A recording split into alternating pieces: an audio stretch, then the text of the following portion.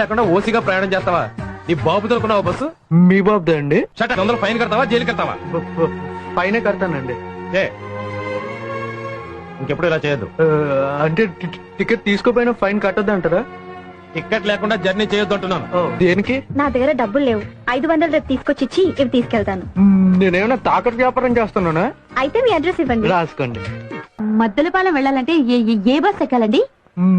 మద్దిలపాలెం బస్సే ఎక్కాలండి. ఇది మేమిద్దరం తొందరపడ్డామమ్మా.